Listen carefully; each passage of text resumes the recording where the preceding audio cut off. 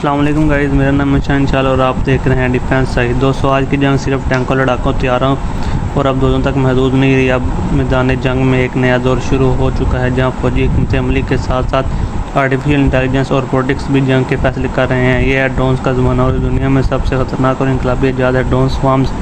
ایسی ٹیکنالوجی جو آنے والے وقت میں فضائی جنگ کا نقشہ بدل دے گی اور شاید عالمی طاقتوں کی جنگ جیتنے یا ہارنے کا فیصلہ بھی یہی کرے۔ ڈرونز ٹیکنالوجی کی بنیادی سمجھ۔ ڈرونز یعنی بغیر پائلٹ کے اڑنے والے طیارے کئی دہائیوں سے فوجی آپریشن میں استعمال ہو رہے ہیں۔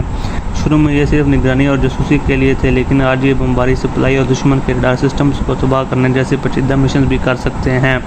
یہ ہلکے پھلکے، کم قیمت اور نسبتاً محفوظ ہیں کیونکہ انسانی جان کا براہ راست خطرہ نہیں ہوتا۔ ڈرون سوارمز یہ کیا ہیں؟ سوچیں، اگر ایک ڈرون خطرناک ہے تو سینکڑوں ڈرون جو ایک ساتھ کام کریں کتنا تباہ کن منظر ہوگا۔ ایک ایسا گروپ ہوتا ہے جسے ڈرون سوارم میں درجنوں یا سینکڑوں ڈرونز ایک ہی وقت میں ایک دوسرے کے ساتھ رابطے میں رہ کر خودکار طریقے سے مشن انجام دیتے ہیں۔ یہ انسانی پائلٹ کے بغیر آرٹیفیشل انٹیلیجنس کے ذریعے خود فیصلے کر سکتے ہیں کہ کہاں حملہ کرنا ہے، کہ کسی ٹارگٹ کو پہلے نشانہ بنانا ہے اور کس زاویے سے جانا ہے۔ آرٹیفیشل انٹیلیجنس کا کردار۔ اے کا دماغ ڈرون سوارمز۔ یہی اے ڈرونز کو ریئل ٹائم میں دشمن کی پوزیشن، موسم اور رکاوٹوں کا تجزیہ کرنے کی صلاحیت دیتا ہے۔ یہ سسٹم مشین لرننگ کے ذریعے مشن سے سیکھتا ہے، یعنی ہر آپریشن کے بعد یہ اور زیادہ خطرناک اور ذہین ہو جاتا ہے۔ ڈرون سوارمز کا فوجی استعمال۔ فوجی میدان میں ڈرون سوارم کے کئی استعمال ہیں۔ ایئر ڈیفنس سپریشن، دشمن کے ریڈار اور موبائل سسٹمز کو ختم کرنا۔ میسو ایئر اسٹرائک، ایک ساتھ درجنوں اہداف پر حملہ۔ سرویلنس، دشمن کے نقل و حرکت پر 24/7 نظر۔ لاجسٹکس، ہنگامی سپلائی پہنچانا۔ یہ ٹیکنالوجی خاص طور پر ان ممالک کے لیے اہم ہے جو مہنگے لڑاکا طیارے خریدنے کی استطاعت نہیں رکھتے لیکن پھر بھی اپنی فضائی طاقت بڑھانا چاہتے ہیں۔ USA، چائنا، رشیا کے جدید سوارم پروگرامز۔ امریکہ کا لوکسٹ پروگرام، چین کا AG-11 اسٹیلتھ سوارم پروجیکٹ اور روس کا KUB-BLA سوارم ڈرون۔ یہ سب اگلی نسل کی فضائی جنگ کے لیے تیار ہو رہے ہیں۔ امریکہ نے حال ہی میں ایک ٹیسٹ میں 100 سے زیادہ ڈرونز ایک ساتھ لانچ کیے جو دشمن کے ایئر ڈیفنس کو اوور لوڈ کر کے ناکارہ بنا سکتے ہیں۔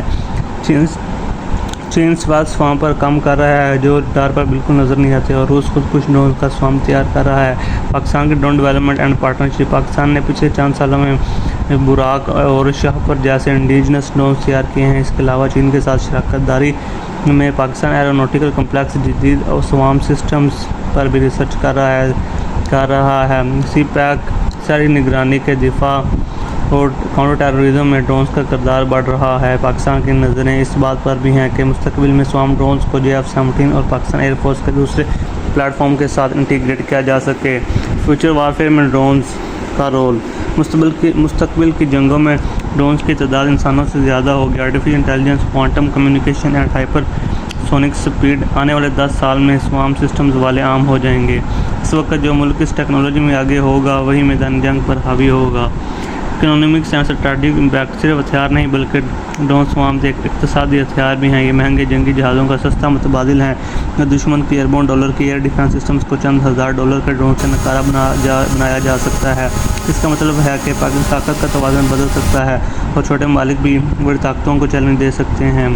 دوستو، ڈرون سوارم صرف ٹیکنالوجی نہیں بلکہ انقلاب ہیں۔ یہ آنے والی جنگوں کی چال، رفتار اور نتیجہ سب بدل سکتے ہیں۔ سوال یہ ہے کہ کیا پاکستان اس انقلاب کے لیے تیار ہے؟